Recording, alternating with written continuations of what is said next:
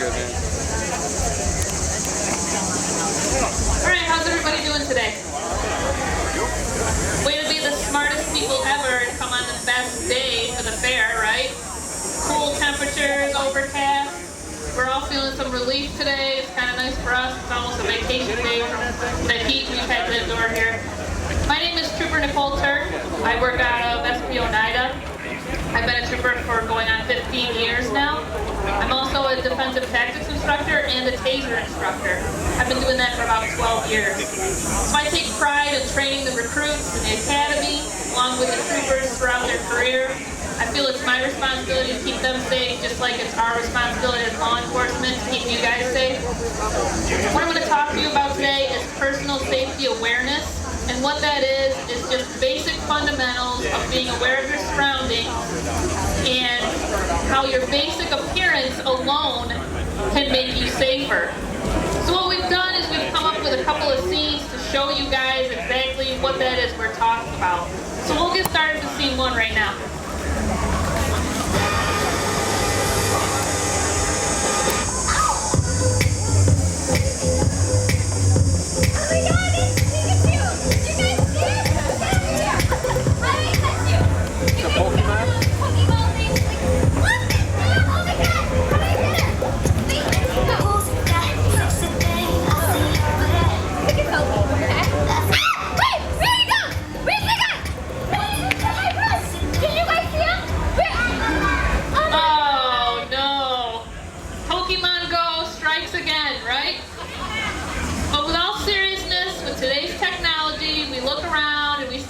Lost in their cell phone, not paying attention to their surroundings, especially with kids.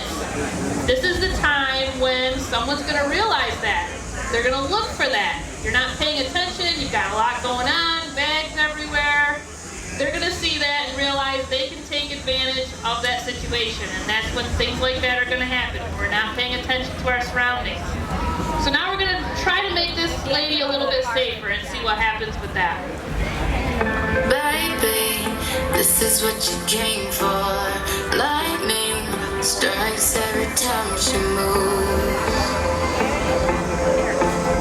and everybody's watching her, but she's looking at you. Stop! Stay away from me! Don't get any closer! I'm calling the police! 911! Yay! Really creepy guy in a black sweatshirt running south towards Main Street. Come quick! Great, good job, right? So what is the difference? What's happening here? She looks different, right? What's going on with this? She put away her phone. What's the other thing? She looked everywhere in the area. You guys are so smart. So smart! We should all be listening to this, right? Whenever we're walking from work to our car, we're out in public, anywhere, we should always know our surroundings and look around to make sure someone isn't following you. What else is going on with this? Anybody know? Shoes. Perfect. The first scene, right? She had really high heels.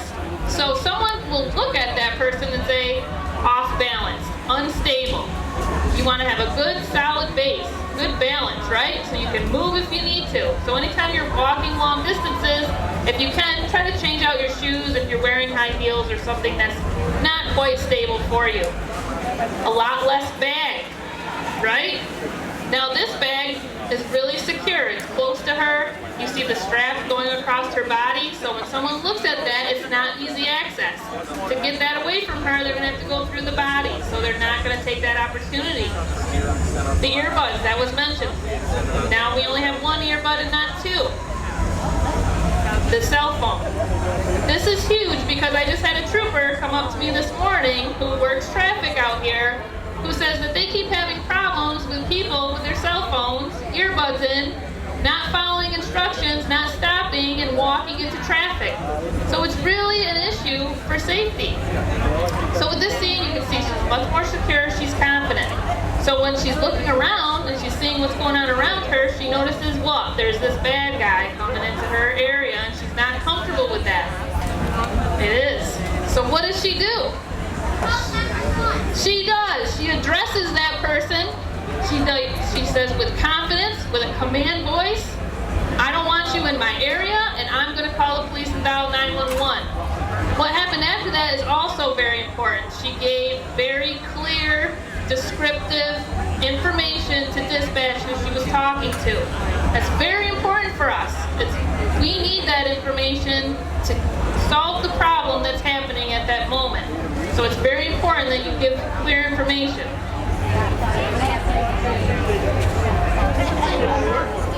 Oh, we're supposed to bring a dog too. Yes. Sometimes we do. That's always helpful. So, the other thing is when you get to your vehicle, make sure you're taking a once over. Doesn't hurt to walk around. Make sure your tires are good.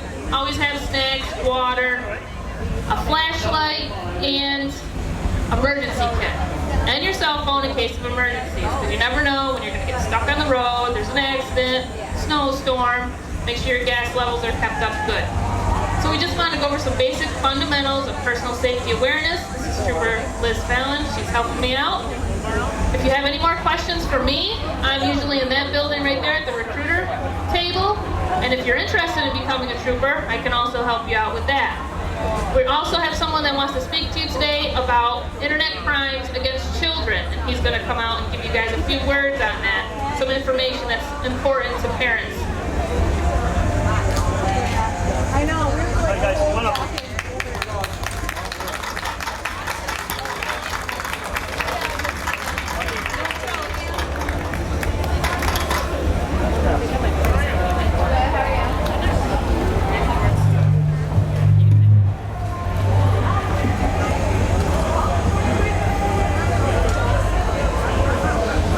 Good afternoon, everybody. How are you? All right, my name is Ben, and I'm a lieutenant with the Internet Crimes Against Children Task Force. I'm actually with the state police. This microphone.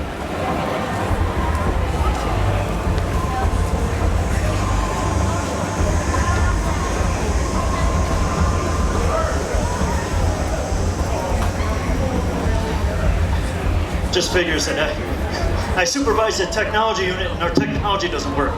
That's just kind of the way it goes.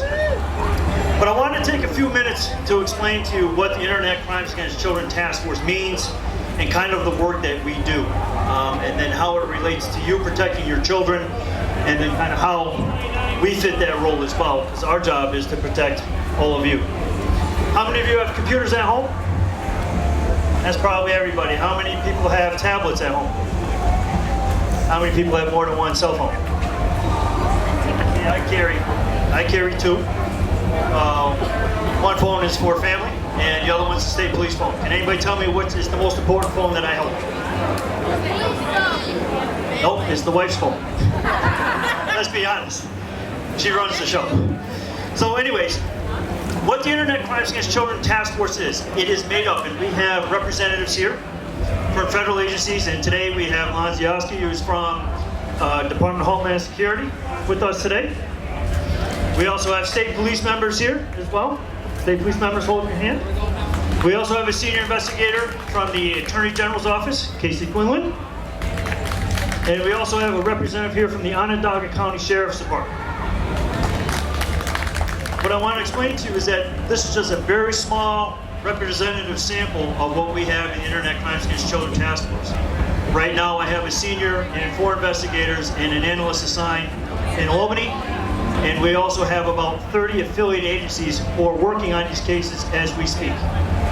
What happens is there's 2 ways that we get cases. The number 1 way is that all of you who use the internet or use an internet service provider of some kind, what happens is that people send things or want things that are on the internet that really people shouldn't have. So there's a law out there that says, hey look, if there's anything that appears underage, they have to report it to NCMEC, which is the National Center for Missing and Exploited Children. They research that and find out what state it comes from, and then they send it to the appropriate task force, which in New York State is us. It comes to our office, we take a look at it, and then we then assign it to one of our affiliate agencies after we do a thorough background. We apply for subpoenas, those subpoenas come back, and they tell us actually which computer sent that stuff and what address to visit. So we get tons of those. Just last year, to give you an idea, we generated, we were sent over 2,700 cyber tips. And right now we're up to about 350 cyber tips for this month alone. So we're sitting in our office and those things are coming in constantly. The other way we generate cases, which all of these people do, we work on undercover computers, which means you can't tell who we are. So we'll pretend to be something else. Like I might be an 11-year-old female. Doesn't really fit until I'm behind a computer. But it is amazing how many times you get on a computer and as soon as you mention, hey, I'm lonely, I'm an 11-year-old female, I'll have friend likes within about 25 seconds. That's how scary it is for your kids. So one of the things I want you to leave here understanding is that we have people out there looking for child predators. We're also trying to prevent kids from kind of doing dumb things, taking pictures of themselves in various array, if you will, and then sending it on to their boyfriends or girlfriends thinking that it's going to be safe. So if you leave here with anything at all, is to remember, especially if you're mad, think about 5 or 10 seconds before you hit send. That's number one. Number two, that pictures and photos are forever. You can't call them back. It's just like someone shooting a pistol or bow and arrow. Once it's shot, you can't call it back. And you are responsible for what happens at the other end. And 9 times out of 10, it will generate a knock on the door from one of us. And we're going to ask to see your computers. And more often than not, we're going to ask politely, but chances are we're going to have a search warrant and have to give it to us anyways. And then we have to see everything that's on your computer. So you have to understand and make sure that your videos and your pictures and stuff really only go to the people that you really trust. And even then, you might not want to send them. Okay? One of the last things I also want to make sure that you understand is that for your kids, for parents out there, it is not a crime for you to know your children's passwords. It's not a crime. You should know those. And then ask them for their alternate profiles and their alternate passwords, because they're not stupid. And if I'm guessing, most of the kids picked your computers at home for you. So that ought to tell you. Over there at the booth over there, this is our first year at the fair. There's information not only for kids, coloring books and neat things, and numbers to contact us if you have a problem, if you see something or you're not sure what your kids are doing, please call us. We'll be happy to help you. There's also information for parents as well, about passwords, about different websites, and there are things that you should know as well. So with that, I want to wish you all a great fair. Thank you very much. Hope to visit us and have a great day.